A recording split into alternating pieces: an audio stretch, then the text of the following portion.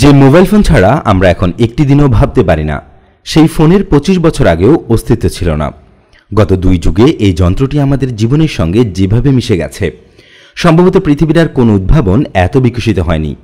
দেশে বছরে শুধু হ্যান্ডসেটের বিক্রি 15,000 কোটি টাকার বেশি। মাত্র 5 বছরে দেশে ফোন ম্যানুফ্যাকচারিং ইন্ডাস্ট্রি বিশাল আকার ধারণ করেছে, অথচ একসময় এ বাজার ছিল পুরোপুরি আমদানি নির্ভর। বাংলাদেশ মোবাইল ফোন ব্যবসায়ী সমিতির তথ্য বলছে, দেশে বর্তমানে 12 থেকে 13টি কোম্পানি 5,000 কোটি টাকার বেশি বিনিয়োগ করছে মোবাইল ফোন উৎপাদনে। এইসব কোম্পানির উৎপাদন সক্ষমতা 4 কোটি ইউনিটের বেশি।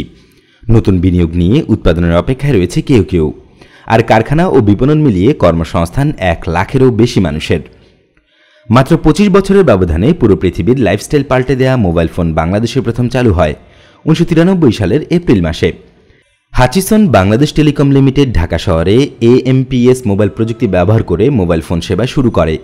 এর আগে বিশ্বব্যাপী মোবাইল ফোনের প্রথম বাণিজ্যিক সংস্করণ বাজারে আসে 1983 সালে।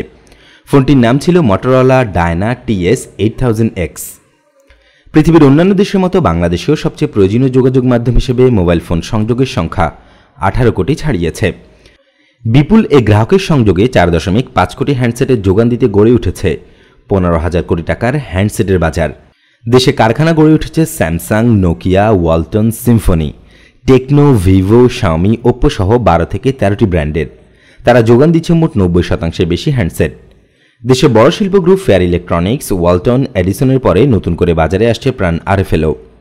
2017 সালে দেশে প্রথম মোবাইল উৎপাদন কারখানা স্থাপনের মাধ্যমে এর সূচনা করে দেশীয় ইলেকট্রনিক্স জায়ান্ট ওয়ালটন।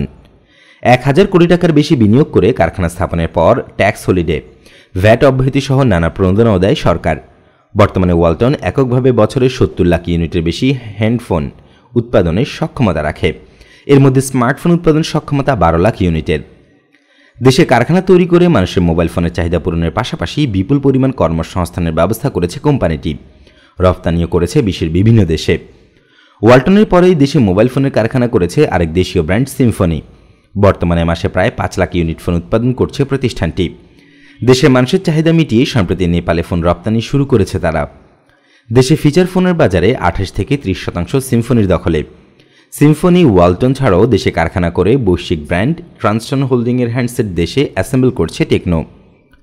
2018 সালে বাংলাদেশে অ্যাসেম্বলিং কারখানা তৈরি করে বিশ্বের সবচেয়ে বড় মোবাইল হ্যান্ডসেট কোম্পানি স্যামসাং।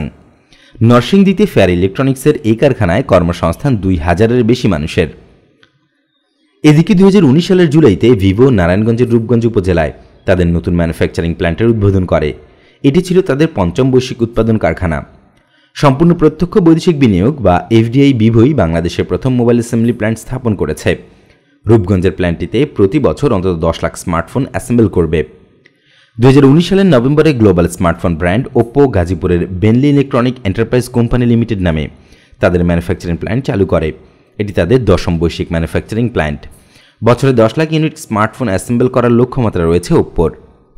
শুধু স্যামসাং, ওপ্পো, ভিভো নয়, গত 3 বছরে দেশে কারখানা স্থাপন করেছে শাওমি, নোকিয়া, লাভা সহ অন্তত 7টি বৈশ্বিক ব্র্যান্ড। পৃথিবীর সব দেশেই পলিসি সাপোর্ট নিয়ে ইন্ডাস্ট্রি গড়ে ওঠে, বাংলাদেশেও তাই হয়েছে।